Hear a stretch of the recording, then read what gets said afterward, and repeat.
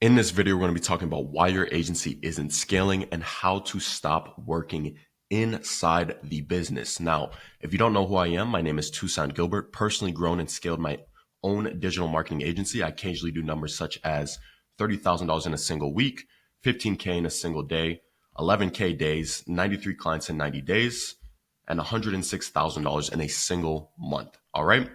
90 days before I ever hit my first $6,500 month. That's my first time making a real substantial number in a single month. I looked myself in the mirror and I told myself that I would not be leaving my house, my room, or doing anything until I made this whole online thing work. It was the only thing that I wanted to achieve more than anything. I felt like a complete failure every time I really thought about my situation because it had been over a year of me doing this whole SMMA thing and I still hadn't been able to make any profitable money. Okay. So it took me until 17 months to hit my first 6.5K month. That means 90 days before, about 14 months in, a little bit over a year, and I still hadn't made any money. Whenever I thought about it, I thought of myself as a complete failure because I always viewed myself as somewhat of a, I never thought I was like dumb, right? So it didn't make sense to me how I could have been trying and putting my full effort into something for 14 months and still be somewhat of a complete failure. And what's funny is, yes, I ended up locking myself in a room for 90 days. Yes, I only showered once or twice a week. Embarrassing to admit. Yes, I barely slept at all. But did I start making money? No. Okay. It was only after 2.5 months where I threw the idea of just pure hustling out the window. And I said, instead of working as hard as physically possible inside the company, why don't I build these systems and operations that will allow me to feed myself for months and months and years to come? This will allow me to predictably allow money to come to me instead of chasing money. 2 weeks later, I hit my first 6.5K month. This is November of 2023, almost a year ago today. Now, I'm making this video to those of you that might be in the same situation to tell you that I would never, ever, ever do this again. It was extremely unhealthy. And if you're, truly think about this long term, what I was doing in 2023 is not the correct way to run a business at all. And it doesn't matter if you do this whole hustle thing and it ends up working. It's not how you want to run your business. Okay. You don't want to run a one person business. That's a freelancer. You don't want to be a freelancer.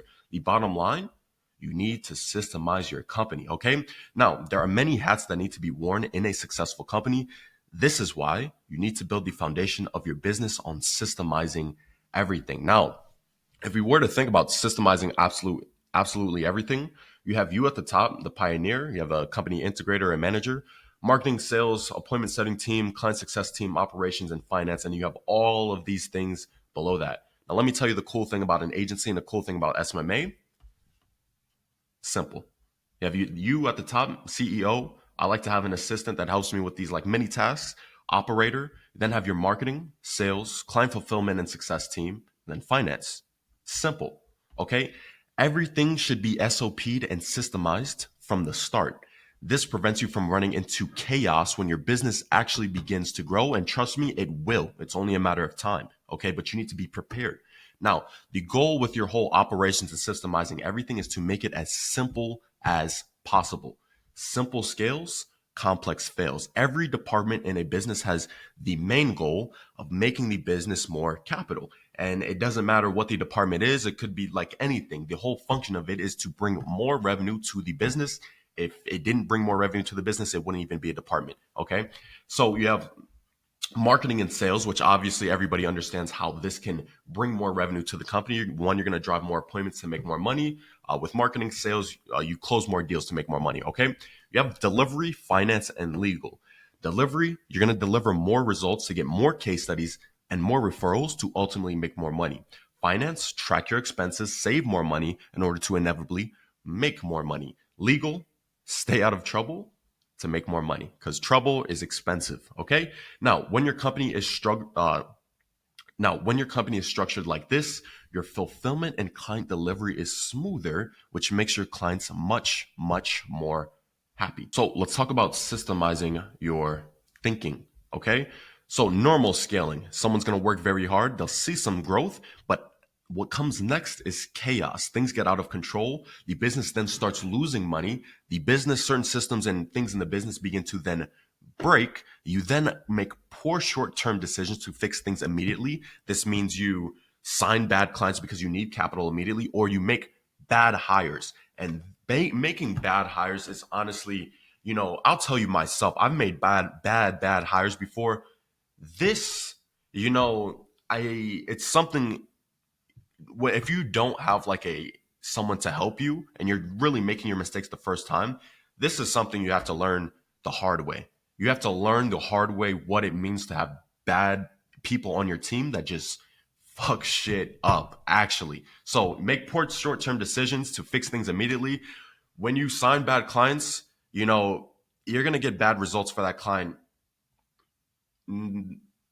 depending on how good your system is, but it's hard to get good results for a bad client because of the way they operate. Bad clients bring bad habits to your business. When you sign a bad client, they're just a bad business owner in general. Okay. When you make a bad hire, bad hires can mean so many things. That means they don't either have the experience of where you need them to be, or they're just not generally intelligent.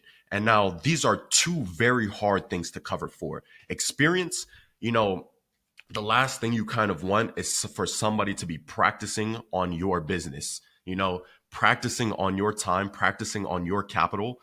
That's crazy. Okay. And then the next thing, general knowledge. If someone doesn't have like a general baseline of knowledge, it's going to be really hard to teach them things. Okay.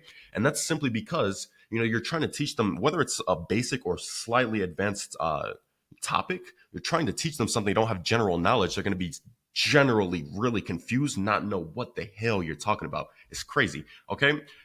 You need to build your business on the foundation of systems. That means you work very hard to build the systems.